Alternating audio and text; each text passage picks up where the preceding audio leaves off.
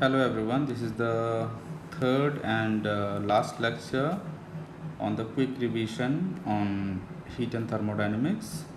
So here we'll be discussing about heat transfer. In the second lecture we talked about thermodynamics.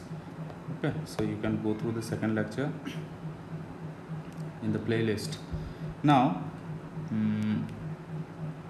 say heat transfer. When we talk of heat transfer or the modes of heat transfer, okay, we have three modes of heat transfer. One is heat conduction or just conduction, then you have convection, and then you have radiation. So conduction happens in solid, here no physical movement of matter happens.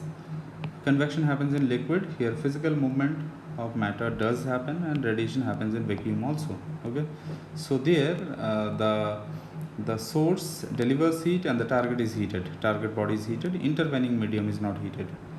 Okay, so what is the relation for thermal conduction?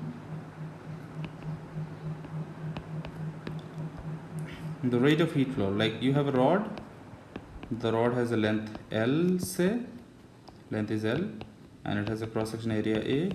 T1, T2 are the temperature across the ends. Okay, say T1 is greater than T2. In that case, dt is the temperature difference, T1 minus T2. So the rate of heat flow through the rod, dq by dt, is equal to minus Ka dt by L. This dt by L, you call this as the temperature gradient. Okay. Now, why do you have a minus sign here? It shows that the temperature decreases as the distance increases in the direction of the flow of heat. Okay, so you have a minus sign here, and K is a constant called thermal conductivity of the material. Now K is a material constant. Now whichever material has greater value of K, that material is a better heat conductor, and so on. Like if you consider for iron and wood, iron will have more value of K. Okay, therefore iron is a better heat conductor. So after this we have Kirchhoff's law.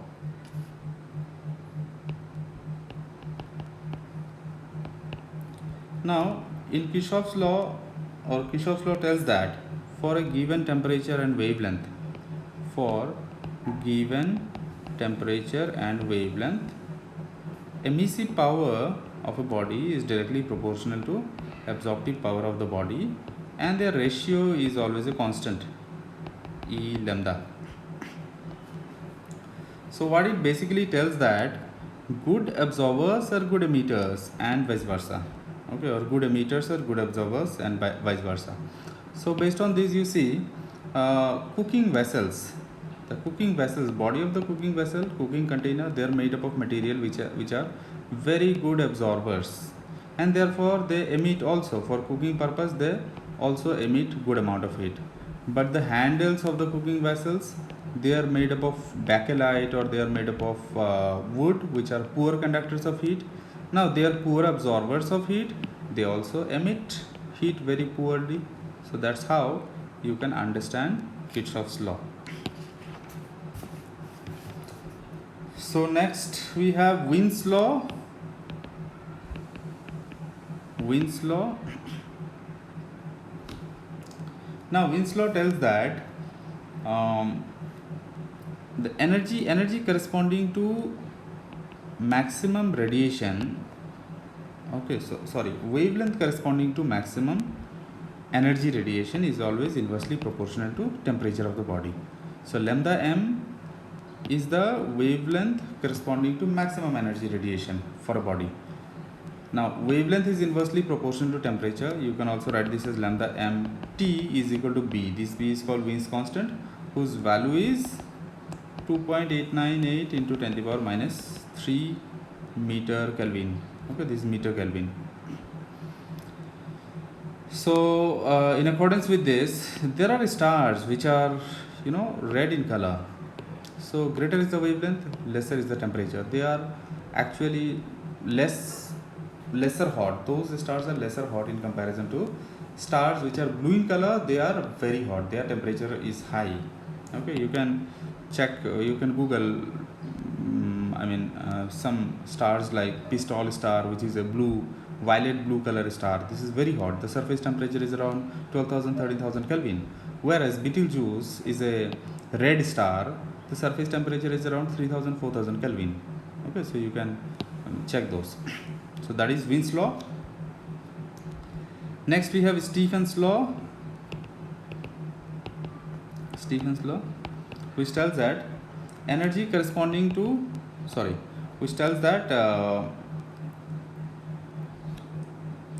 energy radiated, this is not just energy, this is energy radiated per unit time per unit area. Okay, this is proportional to fourth power of the absolute temperature of the body. Okay, so energy radiated per unit time per unit area is proportional to fourth power of the absolute temperature of the body. Now here you have a constant sigma. Sigma is what? Sigma is your Stephen's constant. Okay, the value is 5.67 into 10 to the power minus 8 watt per meter square per Kelvin to the power 4. Okay, so that is the value of sigma.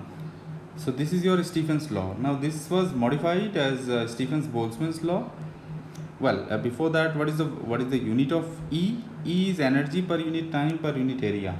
Okay, so you have to remember, like, it is joule per second per meter square. The unit of E is joule per meter square per second, or joule per second per meter square, whatever you say. So joule per second can be written as watt. Okay, so the unit can also be written as watt per meter square.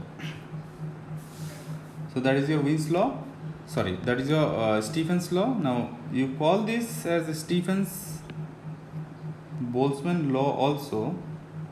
Well, before getting into that, let's make some modification.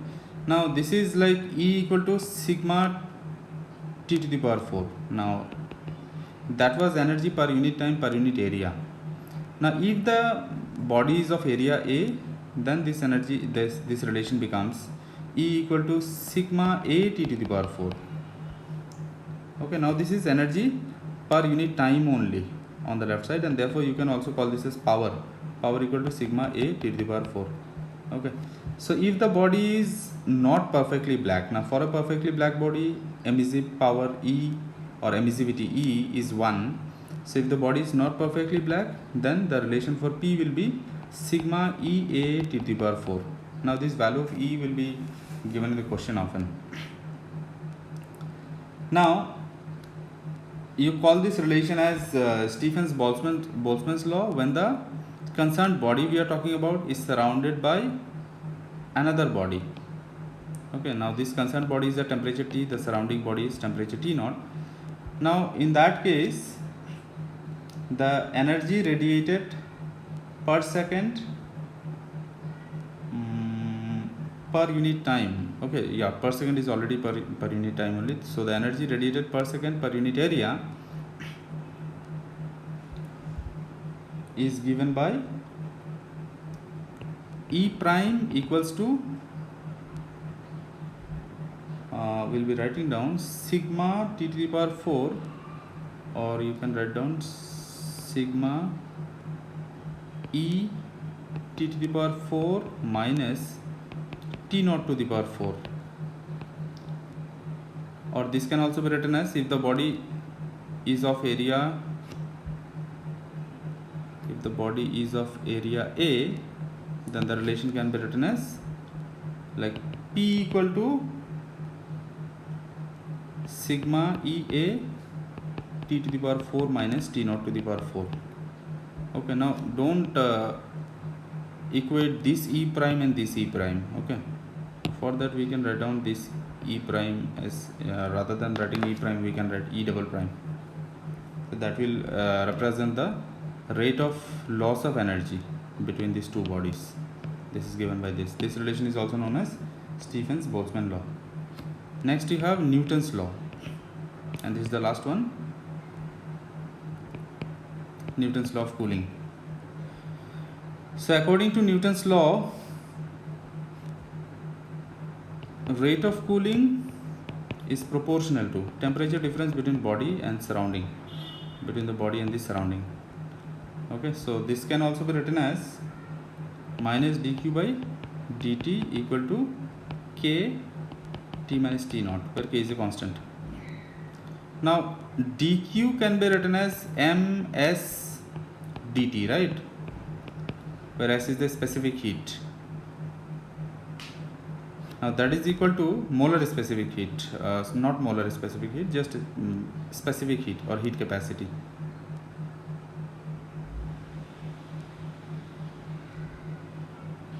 So minus ms dt, you can write down dqs minus ms dt k t minus t naught. So minus dt by dt is equal to k by ms t minus t naught. Now you see, k was a constant, mass of the body is constant, specific heat of the body is also constant. Therefore this you can call as rate of cooling. Okay,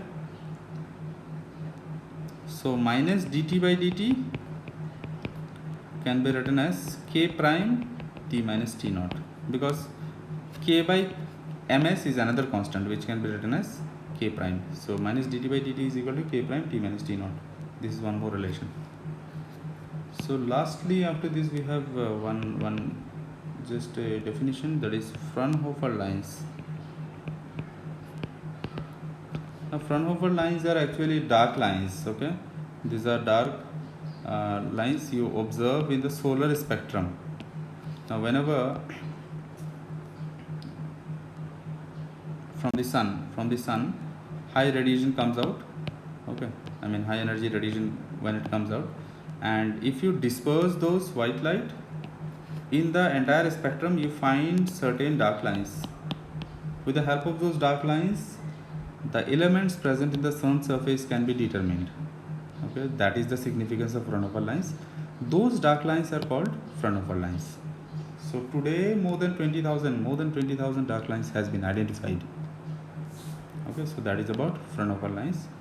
Now this explanation is pretty associated. This is quite associated with the definition of absorption spectra. So these dark lines are a result of absorption spectra. Okay, thank you. So the next lecture will be on the classroom questions, and you can try them initially. After that, I'll upload the solutions and question discussions tomorrow. Thank you.